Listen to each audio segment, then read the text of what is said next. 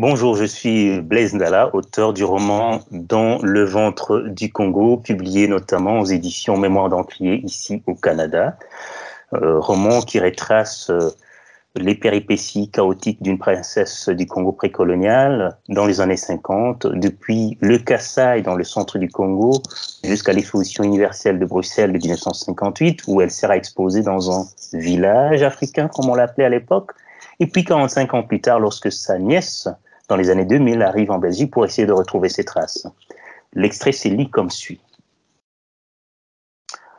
Le baron et tous les comités travaillent d'arrache-pied pour faire les choses de la manière la plus intelligente possible. De cela, je peux vous assurer. Donc, le village congolais d'Expo 58 est pensé de manière que notre œuvre en faveur des indigènes soit présentée à la communauté des nations comme c'est qu'elle a toujours été. La marque d'une civilisation rayonnante qui apporte sa lumière à des peuples en marche vers le progrès. C'est bien comme cela que le baron de Neuberg et son comité voient les choses, monsieur Dumont? Le baron de Neuberg, monsieur le grand maréchal de la cour, prend au sérieux le mandat que le palais et le gouvernement ont bien voulu lui confier. Au sein du comité, nous continuons à travailler sur la question des colonies et sur d'autres questions tout aussi importantes, avec intelligence et patriotisme, bien sûr. J'ai l'impression d'entendre parler un politicien en campagne électorale, mais le plus fidèle d'entre les lieutenants de notre baron bien-aimé est bien dans son rôle, n'est-ce pas? Bref, ma dernière question est la suivante. Puisque nous ne faisons pas les choses comme au siècle dernier, comptez-vous faire venir les futurs villageois du fin fond des campagnes congolaises? Sur ce point, Robert Dumont avait la bonne information. Il la livra sans bafouiller. Il ne serait pas nécessaire de faire transporter par bateau ou par avion des Africains tout droit sortis de la forêt équatoriale ou de quelques savanes isolées.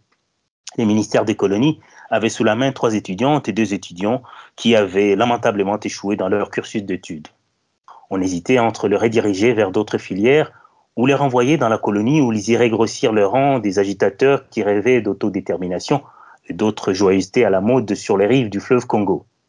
Sous l'instigation du cabinet du ministre de l'Intérieur, les 5 avaient été approchés. Le marché leur avait été proposé. Jouer les figurants au sein du pavillon en échange d'une somme d'argent et de la garantie de rester en métropole. Dans ces dernières hypothèses, ils pourraient, si tel était leur désir, entreprendre d'autres études. Et ces marchés a débouché sur quoi, monsieur le sous-commissaire?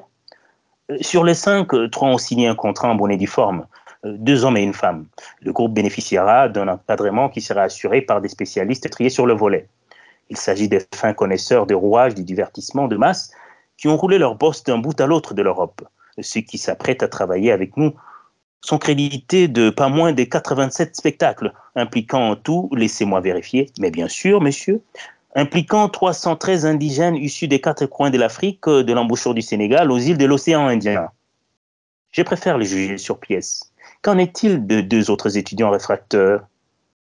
Ils devront être renvoyés dans leur terre d'origine. Enfin, c'est ce que le ministère semble avoir décidé. Bien, bien. 3 nègres pour un village congolais. Si c'est tout ce que vous nous promettez, c'est bien maigre, monsieur le sous-commissaire. Oui, c'est maigre, monsieur le grand maréchal de la cour. Nous allons continuer à y travailler. Avez-vous un chiffre, un nombre magique, sans qui les maîtres des cérémonies qui s'étaient tenus à l'écart depuis le début de la conversation?